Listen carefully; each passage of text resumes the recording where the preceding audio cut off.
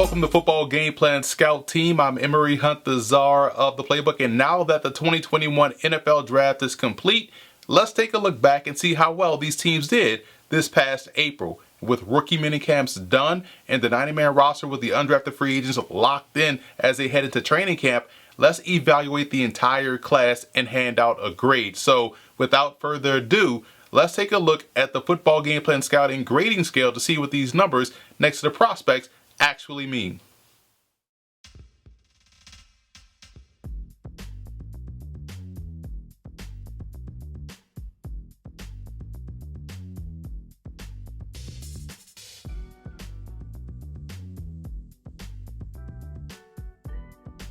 The Cleveland Browns didn't have many holes, to be quite honest, coming into the 2021 NFL Draft, so they were able to pick and choose specific spots that they wanted to get better or add more depth. When you look at what they did offensively speaking, Demetric Felton out of UCLA went down to the Senior Bowl and had a great week of work. He's a guy that spent the majority of his time at running back, but saw some time at wide receiver down in Mobile. So he gives you a little bit of that position flexibility and versatility within your offense. But going back to the defensive side of football, that's the biggest thing that I liked about the Browns draft. They were defensive heavy and focused on playmakers. You think about a guy in Greg Newsome II out of Northwestern, one of the top physical corners in the draft class, a guy that's just a straight up nuisance to wide receivers. And then in the second round, being able to get Jeremiah Owusu-Koramoah out of Notre Dame, a matchup defender with athleticism at the second level. This guy can play out in the alley. He can play in the slot. He can match up versus backs and tight ends. So he does a great job in being a versatile chess piece on game day. You can say the same thing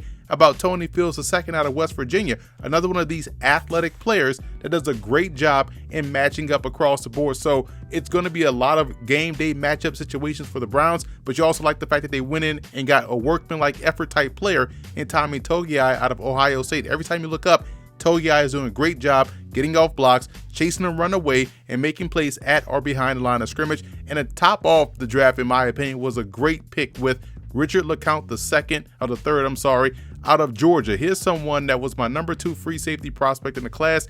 Great football IQ, instincts, and ball awareness. He just finds the football. I don't care how he tested athletically with his pro day or at his pro day or within a combine. This is a player that always ends up with the ball in his hands, and that's the type of thing you want to hear when you're talking about a defensive player. But going back to the offensive side of the ball, I'm a big fan of Anthony Schwartz out of Auburn. He's going to be a much better pro than he was in college because he can get much better quarterback play from Baker Mayfield. When you think about what he brings to the table is legit home run hitting speed, explosive speed. He's the most explosive receiver on the roster. That includes Odell Beckham. So you're going to find ways to get him involved within the offense, whether it's in a wide receiver run game, where it's going to let him return kicks and punts, or sending him deep down the field and let him track that football and haul it in for a deep touchdown reception because he has that type of capability. So I love what the Browns were able to do front to back on both sides of the ball in this draft class.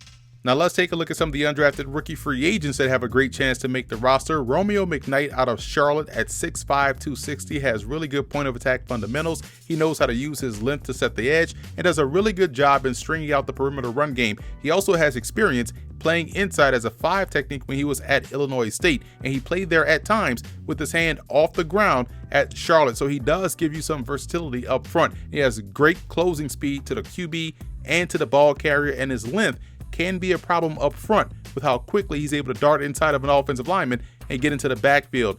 Manny Rugamba out of Miami of Ohio was an Iowa transfer at 5'11", 194. He has solid press skills, showing the ability to reroute the receiver. Also is able to go from stabbing that upfield shoulder to keeping his inside hand attached to the hip, and does a really good job with technique. He has good ball skills and good matchup skills, and is able to turn the ball over, not letting any opportunities slip away. And Marvin Wilson out of Florida State was a surprising undrafted rookie free agent. You talked about this time last year, many thought he was going to be a first-round pick. He went undrafted. The Browns get someone that's kind of similar to Sheldon Day and what he can do on the interior. So it's going to be interesting to see how he does with this opportunity now with a big, huge orange and brown boulder on his shoulders.